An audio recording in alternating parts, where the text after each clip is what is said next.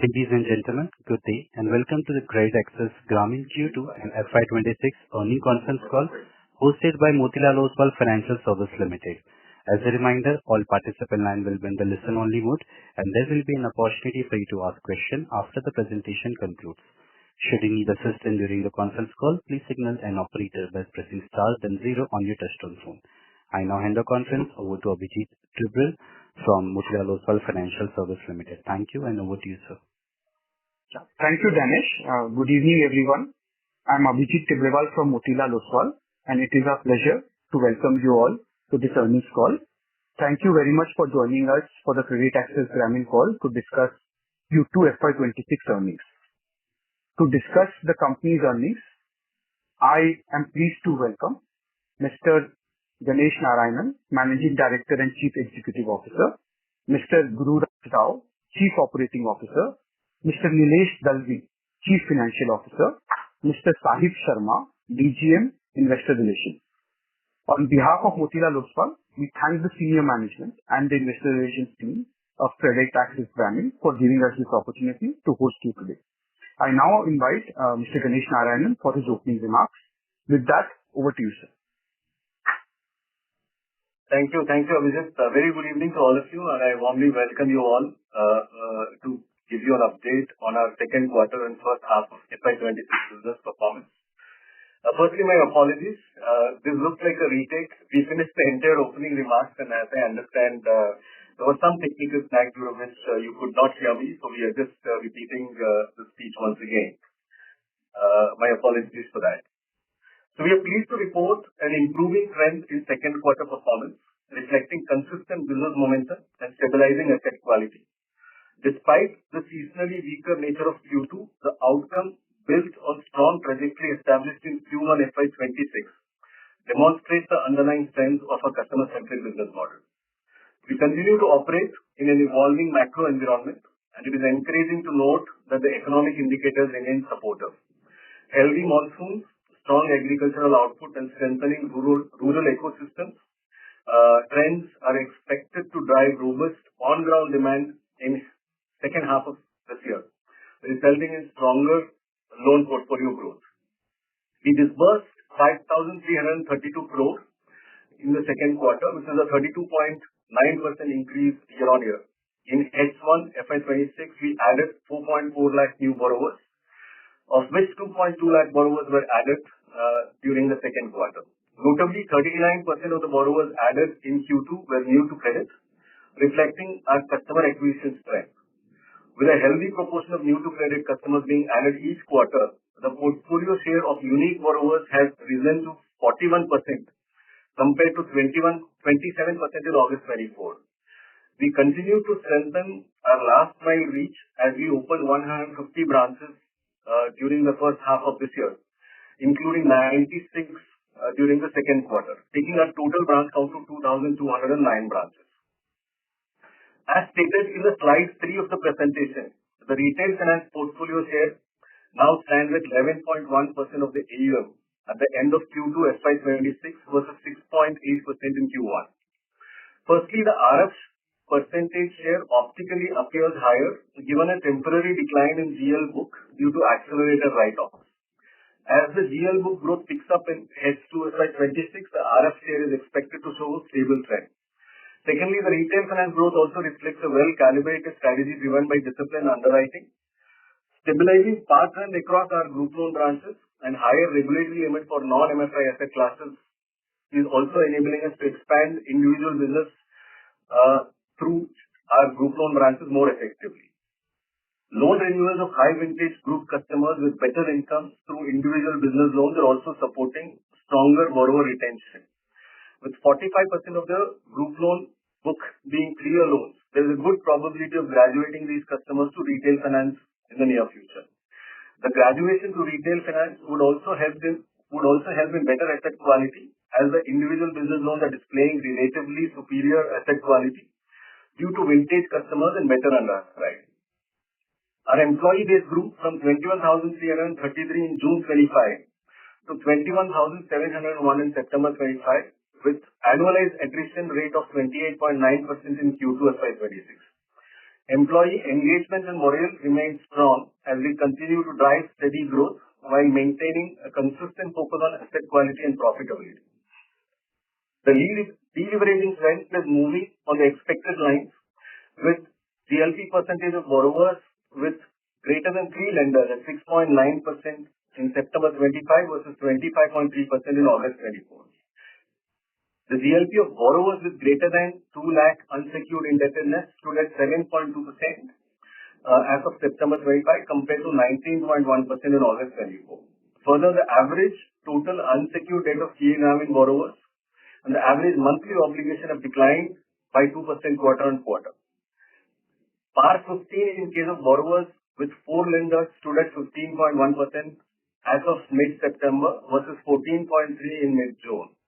Similarly, PAR 15 in the case of borrowers with more than 4 lenders stood at 30.2% in September versus 31.1% in mid-June. This shows that the delinquencies have largely crystallized in case of borrowers with greater than 3 lenders, while 80% of these customers continue to make regular repayments. Our accelerated write-off journey has served its intended purpose by cleaning the legacy stress book and strengthening the foundation for sustainable growth in the second half. In Q2 FY26, we undertook write-off of 683 crore, including an accelerated write-off of 554.7 crore related to 180 plus DPD non-paying accounts, leading to an additional credit cost of 172 crore for the quarter. The share of credit cost due to new PAR accretion is consistently declining since Q3 FY25. The company continues to hold 150 bps or 383 crore higher provisions over PAR 90 and 268 bps or 681 crore higher provisions compared to IRAC prudential norms and 89 crore higher provisions compared to NBFC provisioning norms. Our collection efficiency, excluding arrears, stood at 94.5% for Q2 FY26. PAR 90 stood at 2.5%, GNPA of 3.65% and net NPA of 1.26%, both predominantly measured at 60 plus DP. Net interest income grew 4.2% QOQ to 976 crore with portfolio yield at 20.7%. An interest spread of 11.1%. Our average cost of borrowing continues its downward trajectory, having declined 11 basis points to 9.6 at the end of Q2 FY26. During the second quarter, we raised 3,519 crore, with the marginal cost of borrowing stood at 8.9%. Our foreign borrowing stood healthy at 23.7%, progressing towards our medium-term target of achieving 25 to 30% foreign borrowings by FY28. NIM remained steady at 13.3% for the second quarter. Cost-to-income ratio stood at 32.5, while PPOP stood at 695 crore in the second quarter. The liquidity levels, including cash and cash equivalents, were adequate at 2,176 crore, amounting to 7.9% of total assets. Additionally, we have sanctions in hand of 3,445 crore and another 6,260 crore worth of sanctions in the pipeline. The capital adequacy remained comfortable at 26.1. We delivered a PAT of 126 crore in the second quarter, resulting in an ROA of 1.8% and an ROE of 7.1%. The past few quarters clearly show that the industry has navigated challenges with remarkable resilience and discipline. Portfolio quality continues to improve, supported by prudent underwriting, focused collections, and sharper risk management across the ecosystem. We remain at the forefront of this upward trajectory, creating sustainable value for all stakeholders while reinforcing confidence in the sector's long-term growth. The PAR 15 accretion rate trajectory remained range-bound due to temporary impact of heavy rains floods across operating geographies. Since the PAR accretion rate is 40-45 bps against 25-30 bps expected, every month of delay in PAR accretion improvement is resulting in an additional credit cost of 15-20 bps. Due to this delayed improvement, we expect an additional credit cost of 40 to 50 bps in FY26. Further, we also anticipate increase in our ECL provisioning rates in line with the recent monthly PD and LGD data points.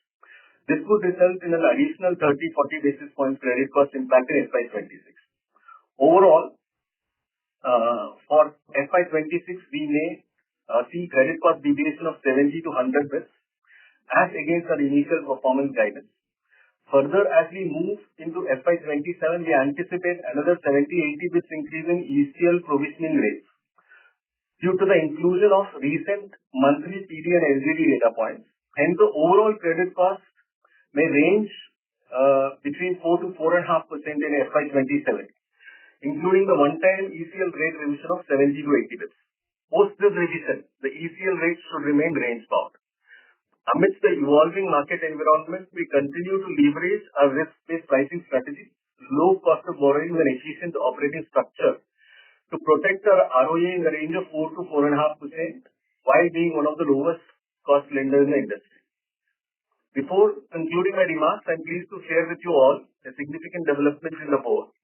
Mr. Manoj Kumar has been appointed as a chairman and independent director. A member of our board since 2019, Manoj brings a rare blend of strategic foresight and entrepreneurial depth. He is the founder of Social Alpha, which is at the core of technology-led innovation, tackling critical social and environmental challenges. He is the founding trustee of the Tata Institute for Genetics and Society. With more than 2 decades of experience spanning banking and capital markets and fintech, Manoj brings the blend of integrity and purpose to his leadership role. Thank you for your patient hearing. We now open the forum for questions and answers.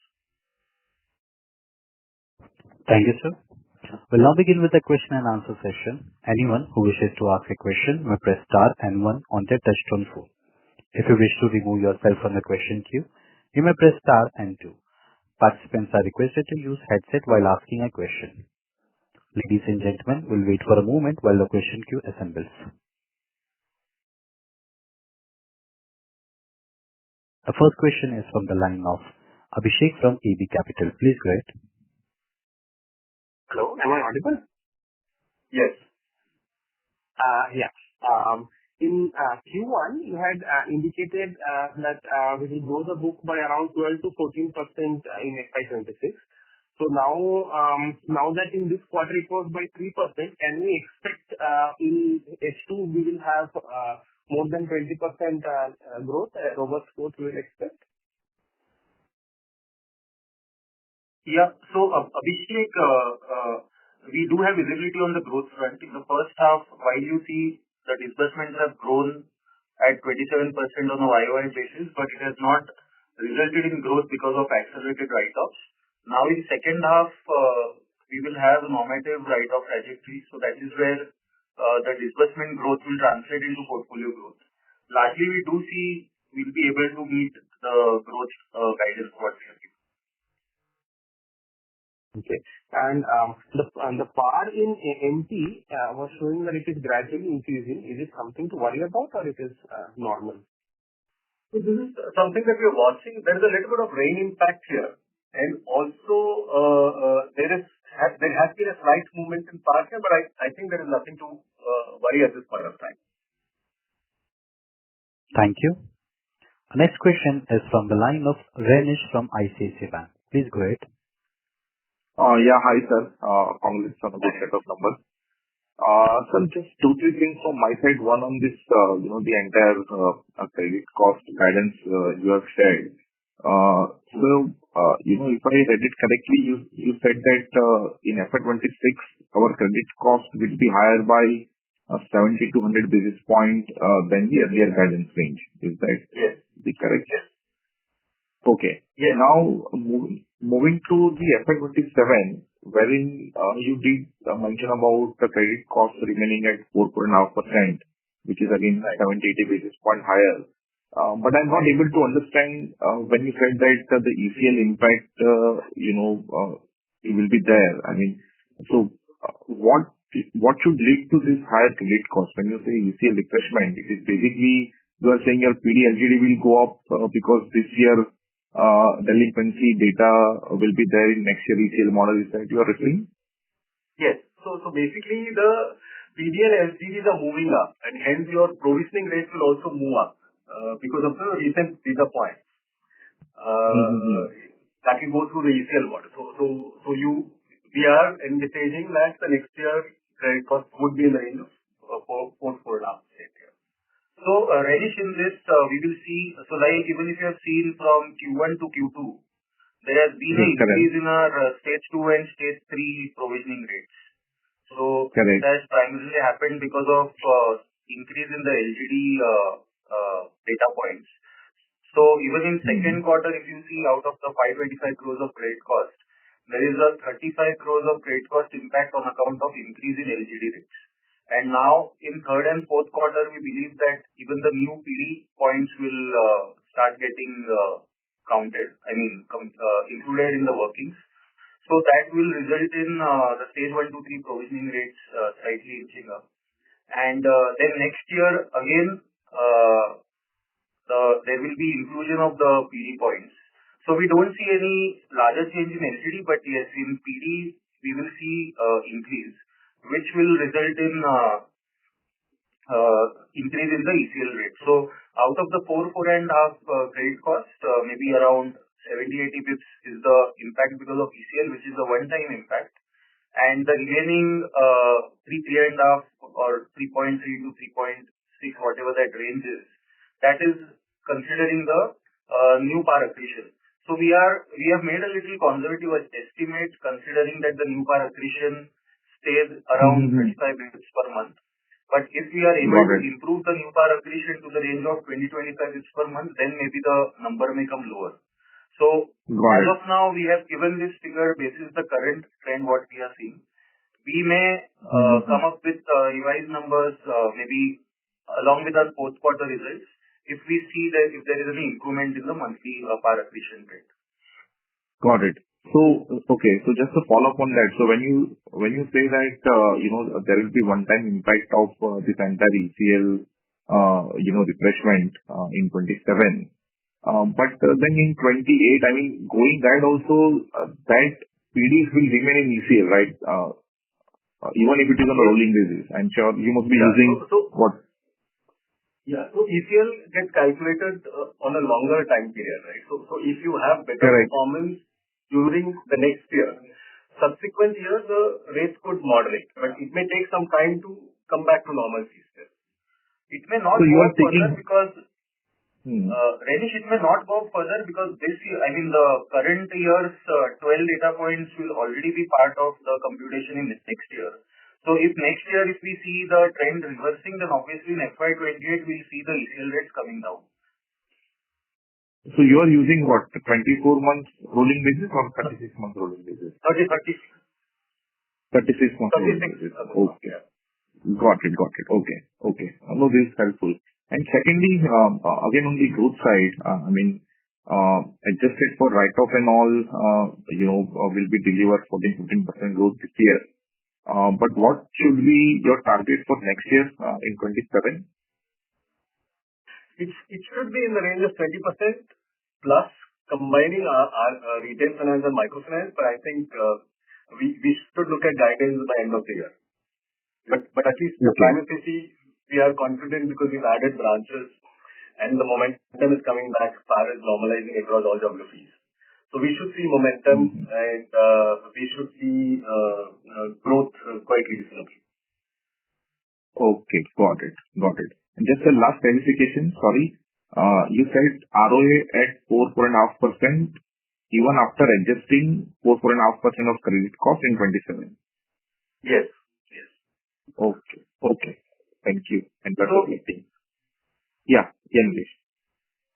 So, Renish, basically this will largely be achieved through better operating profits. So even this year, if you see, even in second quarter, despite a 8% annualized credit cost run rate, we have given a 1.8% ROA, which means that we are doing close to 9.5 to 10% of PPOP. And we still see some upward levers in our PPOP because the yields will keep improving as the interest reversal quantum keeps coming down. So in first half, we had a sizable interest reversal quantum, almost 176 crores of interest got reversed, which will not reoccur in the coming quarter. So we will see yield going up. Plus our borrowing cost is coming down every quarter. So that will also help us to strengthen our NIMs. And even the operating cost will keep coming down. Because in first half, the operating cost is higher because we have added almost 150 new branches and the portfolio has kind of stayed flat over the last 4 to 6 quarters. So as the growth picks up, we believe the operating cost will again start trending towards our earlier 4.6 to 4.7% levels. So all these factors will offset the higher credit cost. And we believe we should still be, maybe our PPOP will cross 10%, and it will still be able to absorb the credit cost impact and give us the intended ROA. Got it. Okay. Thank you, Nilesh, and that's all. Thank you, sir. Our next question is from the line of Abhishek M from HSBC. Please go ahead. Yeah, hi. Good evening. Actually, my question was pretty much just answered by Nilesh. That the second half should still see the 4.5% ROA achievement which you had guided for last quarter. That's just sort of reconfirming. Abhishek, this 4.5 we are seeing on a steady state basis, but maybe third and fourth quarter we may still it may be slightly lower because the credit cost, the revision in the PD rates will reflect into a slightly higher PCL in third and fourth quarter, and the benefit of pricing will only come gradually. So like the benefit of pricing, the benefit of borrowing cost, these will play out largely in next year. So we will still see yields sequentially improving in third and fourth quarter. So that we have also seen the yield improving by almost 40 basis points in the second quarter. So we should see the yields they will keep improving in third and fourth quarter. But I think we may do maybe kind of 4-ish kind of ROAs. 4.5 kind of ROAs may be possible next year. Okay. Because your cost of borrowing should also fall quite a bit because your marginal cost is nearly 70 basis points below your weighted average. Plus your yield is improving 30-40 basis, plus the interest reversal almost accounts for 140 basis of yields. So even if that were to come down, you would get a fair bit of release over there. So I thought that it would still be enough to sort of counter your 70-80 basis or 90 basis higher credit cost. Don't you think that? It will happen, Abhishek. It will happen, Abhishek. But the only Abhishek, it should play out. But the only thing is it will be more gradual process. So while the borrowing cost is coming down, but if you see the weighted average borrowing cost is down by 20 bits in the year. Yes. It's not that the entire benefit has flown as of now, because if you look at our borrowings, there is a 65% floating rate borrowings which are linked to MCLR. But these MCLR resets happen over a period of 3 months, 6 months, and 12 months. So we have still not seen the entire repricing benefit. Whatever benefit which you are seeing, which is appearing in our weighted average cost of borrowing, is on account of the marginal borrowing cost coming down. But the existing borrowings will also get repriced over a period of time as we keep hitting the reset dates. So that's where we believe that maybe this year our weighted average borrowing cost started at 9.8, maybe we end the year somewhere at 9.5. So next year we start at 9.5 and maybe we may have an average borrowing cost of around 9.3. So from that perspective, you will see an entire 50 bps of benefit in our cost of borrowing in next financial year. And plus, even on our yields, we will see a similar 50 bps of benefit, and even the OPEX will come down by 20 bps. So that's where we see around close to 100 bps of better operating profit, which will offset the credit cost. So this full impact will play next year. This year in third and fourth quarter, partial impact may play. Understood. The second question is on this write-off. So if I look at the presentation, I think it's 680 crores or so overall. I think it is 680, right? Last quarter 690, 680 roughly. So when do you see that number coming off more materially? Should we expect that to start coming off in 3Q? And how much of that part 2.5 now, you are there, how much of it is eligible for accelerated write-off? we may not have, we are largely done with the accelerated write-off cycle. There may be some portion of Karnataka book which we have to see, but largely we are done. So you will not see these figures in third and fourth quarter. The figures will be much lower, much lower. So the 170 crores accelerated write-off, that should come off materially. And yes, the remaining 500 odd crores, 510 crores, that should also see an improvement because now you are par and forward flows and all of that should be coming down. Right.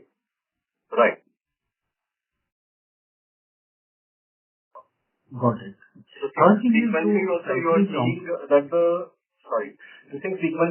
you are seeing that the new par credit cost due to new par accretion is coming down, right? One of the slides you will see. Quarter on quarter, the contribution of credit cost due to write-off and par accretion. So that is falling down. It's expected to fall down further in Q3.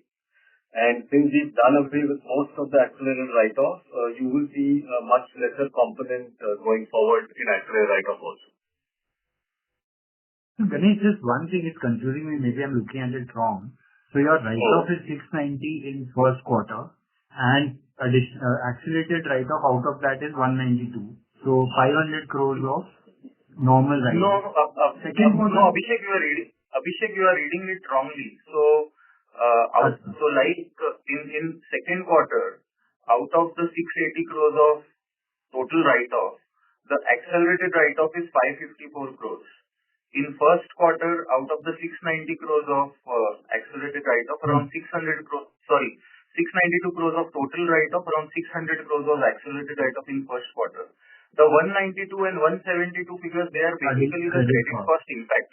Because when we write off, it will not entirely hit the P&L. Only the unprovided portion will hit the P&L. And typically we will have 70% provisions in place.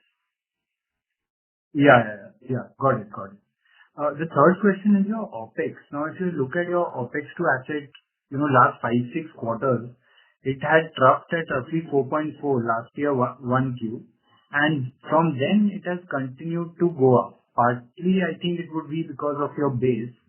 But is there any other, part of the OPEX which can sort of start coming down? So what parts can you save on and which you are hoping, to drive that improvement in your cost to asset next year? It is largely due to the AUM decline, right? So otherwise you increase branches, you increase employees, your increments have gone up, but your base is fallen. So as we start building the portfolio size, it should fall back to normalcy sometime. There's no other component. Understood. Got it. Thank you. Yeah, those were my questions. Thank you.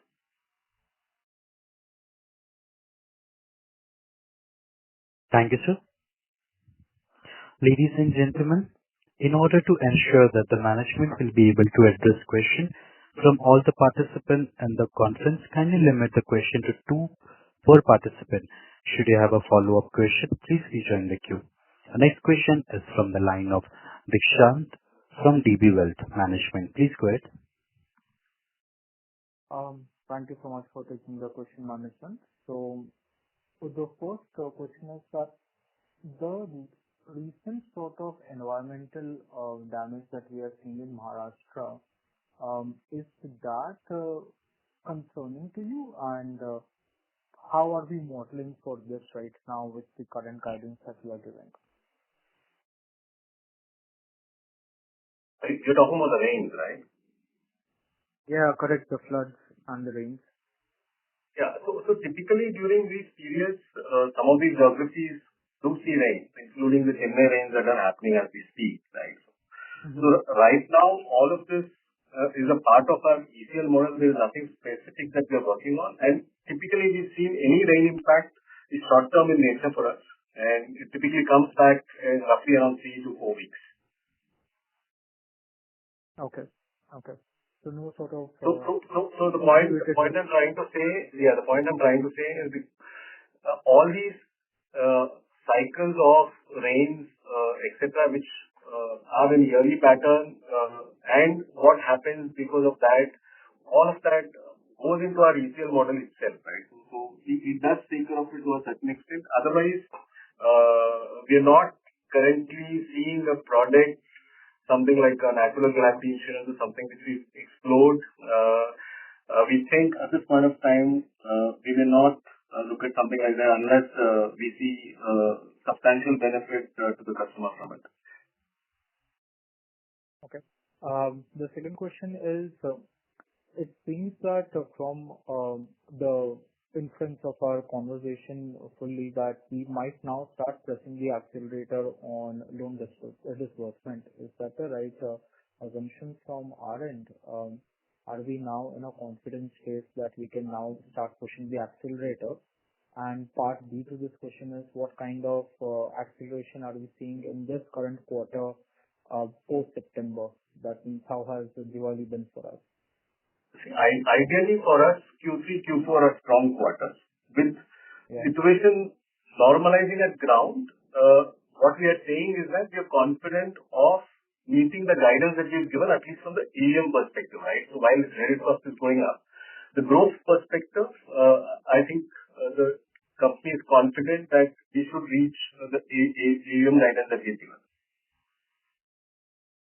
No, so just clarity is that, of course, the credit cost right now is seeing a little higher, but at some point we are going to be going back to the downward trajectory. So does this sort of give us the confidence to now sort of start pushing the accelerator, because 20% is what we should be, at least 20% is what we should be doing in the H2 to get to our number. Yes. So that's what I think. So even if you look at Q2, right? So Q2 typically is not a great quarter. So both Q1 and Q2 this year, we've done reasonably well, right? So if you look at year-on-year comparison, we are saying that we are 30% up in Q2.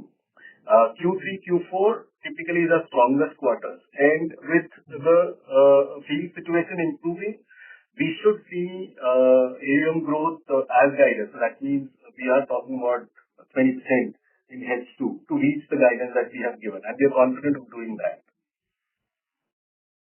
I hope I answered your question, right? Yeah, 100%, sir. But any sort of thought process when we will start seeing this credit cost reasonably start coming down? Is it going to be in Q4 onwards? I think for us right now, like we said in Q2, it has been range bound, right? So October again, you have large festivals. So November, December, we are hoping that we should start seeing some downward trajectory. And we will have to wait and watch. At least the indicators right now say us that November, December should be a good month to start expecting better recovery trends from a new par acquisition perspective. Okay. Thank you so much. Thank you. Thank you, sir. Our next question is from the line of Shreepal Doshi from Aquarius. Please go ahead.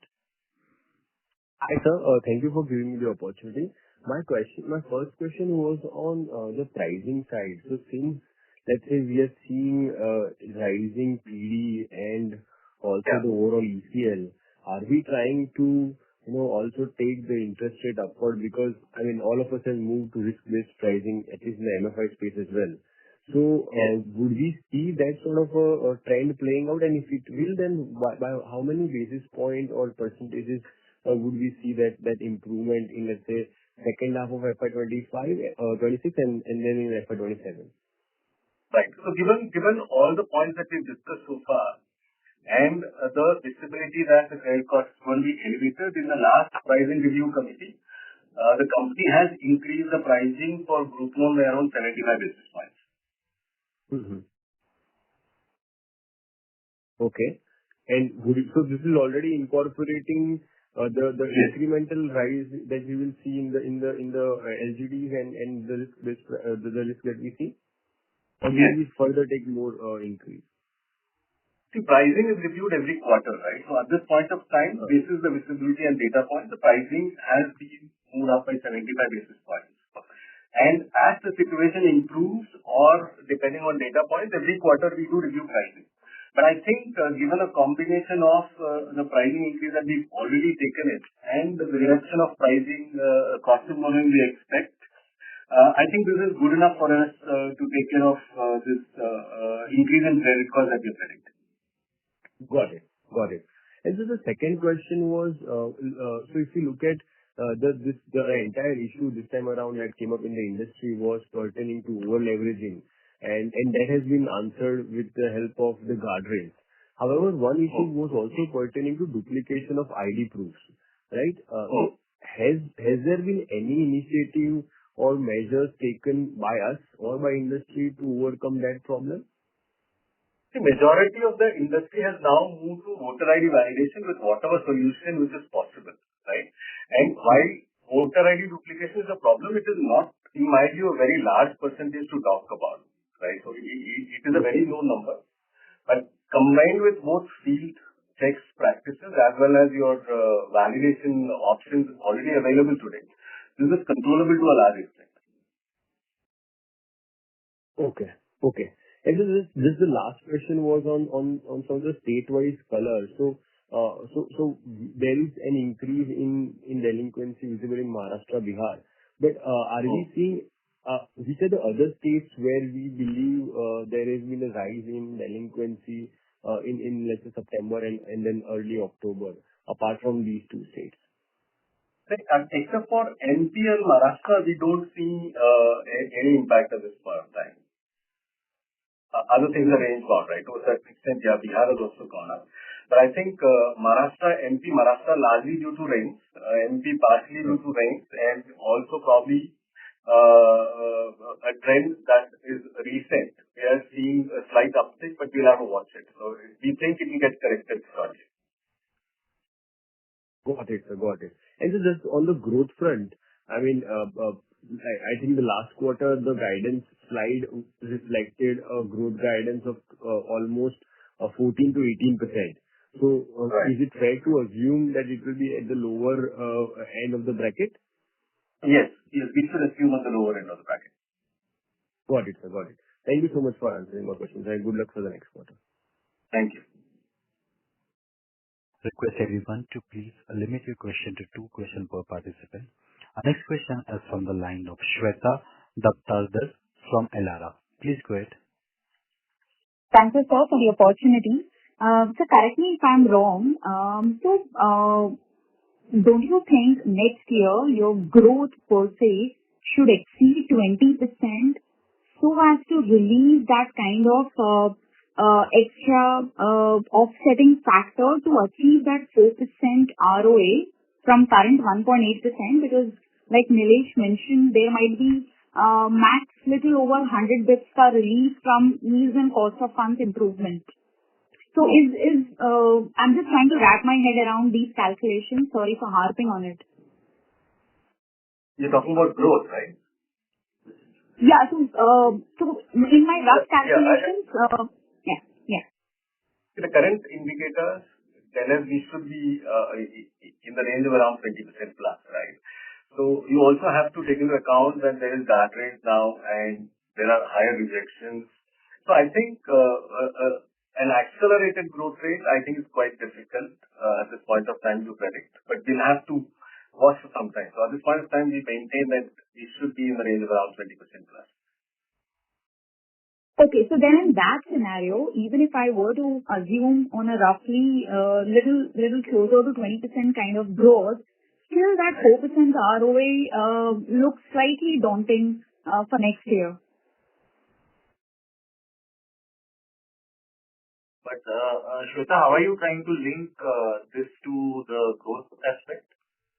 Yeah, because growth will also give you that lower OPEX to assets number, and that has to, so both these factors has to completely offset the credit cost of 4.5% to achieve that 4% plus ROA which you're guiding for FY27, right? So I'm still wrapping my head around that whole math. Yeah. So in this, the OPEX related factor will play in the fag end of FY27 because maybe this year we end at somewhere around 4.8, 4.9. And next year we start at that and end somewhere at 4.6, 4.7. So OPEX, we may see around 20 bits of benefit and balance coming from the pricing and borrowing cost.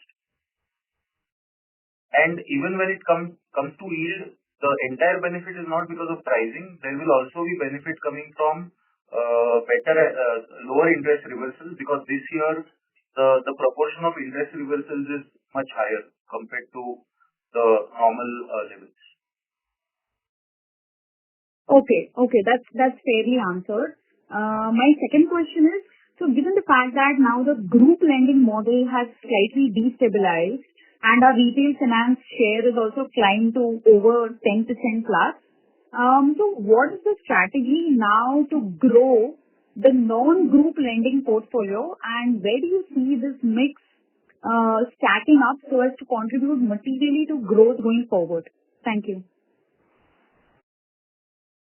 See, Shweta, we will see continued momentum in retail finance, because one thing is obviously now, since the business is settling down at microfinance branches, so it gives us a good time to it gives us good time to launch the retail finance products from more and more microfinance branches. So even in second quarter, we have added almost 150. We have launched the individual business loans from almost additional 150 branches, and there is a pipeline of another 200 branches in third and fourth quarter. And gradually this will keep increasing, because overall we have almost close to 2,000 microfinance branches, and today only 800 branches we have started doing the individual business loans, two-wheeler loans, etc. And gradually we are also focusing on starting the mortgage products selectively through the microfinance branches, in addition to the retail finance branches what we have. So while there are standalone 116 retail finance branches which will purely be focusing on mortgage, but we will also be leveraging our microfinance branches for offering retail finance products. So obviously, as we scale these products across more and more microfinance branches, we'll get that delta. And we should be on track to whatever guidance we have kept. We are looking for maybe 15% kind of retail finance. So we should be moving towards that. Obviously, initially you will see more of unsecured share in that proportion, but unsecured loans typically run down faster. So over a period of time, as the mortgage book catches up, then we will see a more balance between secured and unsecured products. That's very helpful, Nilesh. Thank you. Thank you. Thank you. Next question is from the line of Rajiv Mehta from Yes Securities. Please go ahead. Yeah, hi, good evening. What is the PAR 15 accretion rate for the loans that disbursed in the recent quarters? In the last 3 quarters, post the implementation of all the guardrails, you would have done loan disbursement of 15,000-16,000 crore. On that portfolio, is the PAR 15 accretion rate not better than the overall portfolio reported number? So the recent disbursements are showing better performance from an MOB perspective as well as roll forward, if that's what you're asking. So the recent disbursements are definitely showing much better trend. And we will have to see further improvement, as I said, if we have better performances in November, December, Jan, then it can improve. Right now, I think between Q1 and Q2 is kind of range bound. No, because, a lot of players are, giving us to collection efficiency for the new portfolio and for the legacy portfolio, and they are saying that, the blended number will improve because the new portfolio collection efficiency, the accretion rates, are much better. So I'm just thinking from us also, while we are assuming that PAR 15 accretion rate will remain where it is right now, but mathematically, as the new portfolio becomes the larger portfolio, should it not directionally improve? It should directionally improve. So it has improved compared to the peak, right? So all that I'm saying is that between Q1 and Q2, there is not a significant improvement. However, the new disbursement, as you say, as we age a little more, we'll have better visibility. At least it's trending towards betterment. Okay. And on the new borrower addition, I think that has been pretty stable. But I was of the view that maybe it should actually improve, with the borrower leverage having corrected a lot across the system and even for your borrowers, when I look at the matrix, the borrower leverage has come down significantly. And second is also the fact that, some of the large competition in the market have taken a back step from the business for the time being. So then, how do we see this new borrower addition run rate, changing and hence, how should it kind of move up your overall growth rate? Yeah, ideally, we would like to add close to around a lakh customers every month, right? So we are right now trending around 75,000. And we should expect it to improve as the ground situations improve further, right? So that's where we are. So we are hoping to inch this up, but we'll have to wait and watch. Yeah, Ganesh, I just have one last clarification. On this, there is a footnote saying that about 285 crore of, group loan borrowers were reclassified into retail finance, on reassessment of their household income, and which was more than 3 lakh. And then they were given individual loans. So was this household income reassessment is being done when a vintage group loan borrower is coming up for a renewal and asking for a higher ticket loan, and that's when you evaluate him for a individual loan? And when such reassessment will keep on happening? Yes. So when a customer asks for a new loan, we need to reassess income, right? So there is a certain profile of vintage customers where we are seeing the income has gone up, but there is also an existing GL loan running, right? So the incremental loan that we are giving to them is classified as retail finance. And once the GL loan runs down, any further lending to this customer will become a full play retail finance. Understood. So this can happen every quarter also, right? I mean, as a vintage borrower. It will happen on a continuous basis. Yes. Correct. Okay. Yeah. Thank you. And that's it. Thank you. Our next question comes from the line of Ashlesh from Kotak. Please go ahead. Hi team, good evening. I have a few questions. I'll just pose them upfront. Firstly, are you still seeing rejections in your group loans for your existing borrowers because of the inflation rates? That is one. Secondly, if I look at your disbursements, you declined sequentially quarter on quarter. Why was that the case? Because June is typically a seasonally weak quarter, plus you also had the 3-lender cap getting implemented from April onwards. And do you expect the disbursement trend to materially improve from here on? And lastly, if I look at the AUM growth in Madhya Pradesh, that has remained steady at 25% YY for the last 3-4 quarters. And this is a little disproportionate to the overall AUM growth. So why is that the case? That was the last question. Okay. So the first question, yes, there is rejection due to guardrails on a continuous basis. Like I said, for the question where we were asked about why not more growth and why not more customers, the rejection rates are quite strong due to guardrails, and hence you will have to work harder to get new customers as well as disburse even for existing customers, right? So that is the first part. Second part, seasonally, yes, Q1 is weak, but this year we did have the best Q1. Once again, Q2 again, because of the COVID impact, right? So we always have a lower base for renewals. In spite of that, we did quite well in Q2. And if you see year-on-year basis, we are upwards of 30%. Q3, Q4 is typically your growth quarter, and we expect it to be much better than Q2 disbursements. Yes. Yeah. AUM growth in MP is because you're organically growing there, right? So it is a smaller base compared to your core geographies.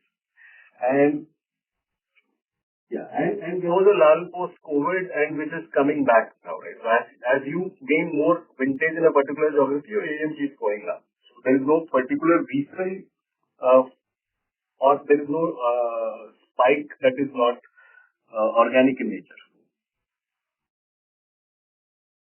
Understood. Okay, just one follow-up. If I look at Bihar, that portfolio is much smaller for you. So that portfolio has been declining. That's what I'm trying to understand. Bihar, you know that last year we reported there are issues internally with respect to more attrition in specific pockets of Bihar, and we said that this is more internal and we will correct it. So if you see the correction with respect to performance in collections, it's significant in Bihar over the past few quarters. So when you are taking such actions to kind of take control of the situation, typically your growth rate is not normal, right? So hence, you may not see significant growth, but the performance of the portfolio has been significantly better. So once things continue to stay the way it is, we will see growth post, probably this quarter. Yeah. Understood, sir. Thank you very much for the clarification. Thank you. Thank you. Thank you, sir. Our next question comes from the line of Prithviraj Patil from Investec. Please go ahead. Yeah, thanks for the opportunity. So I had a question on the percentage of portfolio that's under CGFMO and if there is any. We don't have anything at this point of time. Okay, thank you. Also, another follow-up question, is there any stress in the tariff-impacted regions or in the Bihar state due to the elections? Say that again. Can you explain your question again? After the implementation of the tariff, are we seeing any stress in those particular geographies? Okay. No. We don't see any significant impact because of tariffs in the pockets where we operate. And again, due to elections in Bihar, there is no impact at this point of time. Okay, thank you. Thank you. Our next question comes from the line of Arvind Ravichandran from Sundaram Alternates. Please go ahead. Sir, thank you so much for the opportunity. Just on clarification, you mentioned about, one-time nature of ECL, but the data is going to be driven by 36-month ruling. Shouldn't it affect, let's say 27 and 28 also, FY27 and FY28 ECL guidance also? Arvind, here we need to see. Whatever ECL levels we reach in FY27, they will only increase in FY28 if FY27 also stays elevated. If FY27 we see stabilization, so obviously the ECL rates will also settle at the FY27 level. So it purely depends upon the rolling data. The data pertaining to FY26 will already be part of the ECL computations in next year. Okay, so only next year should be having that impact as you mentioned, not 28. If data comes, if things improve. Yeah. Okay. Yes. Okay. Thank you, sir. Thank you. And this question comes from the line of Hitendra Pradhan from Maximal Capital. Please go ahead. Good evening, sir, and thank you for giving the opportunity. Most of the questions have been answered. Just one bit on the insurance part. So I think a lot in the industry, a lot of players are moving towards sort of getting this cover because also the premiums are probably attractive compared to the normalized credit cost as of now. So what is the thinking that we have, if you can elaborate a little bit more on not getting this insurance cover? Thank you. Are you talking about CGMFU, right? CGMFU, yeah. Okay. So we're currently exploring it. This year we will take a certain part of our disbursements covered. So we've not taken it, but this year we may take some of these options available to see how this pans out. And if we think it is meaningful and the experience is favorable, we may scale it up going forward. But right now, we are trying to see a certain volume to see how this works and whether it helps us. Okay. And sir, secondly, on the question of the growth, which is, you said 20% for FY27. Now, in the past also, whenever the industry has sort of flexed its muscles in terms of growing fast, we have had an episode. So being the market leaders, what kind of normalized growth do you see? And will growing at 20% eventually again lead to sort of problems in the industry? Yeah, I got your question. So what you have to see when we guide a growth of 20% is also the fact that we already moderated our growth percentages for microfinance, right? Even in the medium term, we are saying that the microfinance growth will continue to be in early teens, and the rest of the growth will come from retail finance. So when we say 20%, it's a combination of both retail finance and GL, and group loans, like I said, will be probably in early teens. Okay. And what would be the yield difference between, let's say, your retail finance as it becoming a bigger part of your portfolio versus the microfinance portfolio, which might be at 21-22%? Right. Majority of the retail finance portfolio does not have an impact on the yield because it is similar in nature. While it is range bound, but the average portfolio yield is similar to microfinance, except for home loans, which is in the range of around 16-17%. And other than that, there is no other product that kind of dilutes our returns. Okay. Thank you, sir, and all the best for the coming quarter. Thank you. Thank you so much. Thank you, sir. In the interest of the time, that was the last question. I now hand the conference over to the management for the closing comments. Okay. Thank you. Thank you all for your time and interest in the performance. The company is looking at a very strong performance in Q3, Q4 compared to our Q1, Q2 performance. We have demonstrated this continuously over the past few quarters, and we are hopeful of kind of coming back with a good set of numbers in Q3. Thank you so much for your time. Thank you, sir. On behalf of Motilal Oswal Financial Services Limited and CreditAccess Grameen, that concludes this conference. Thank you for joining us, and you may now disconnect your lines.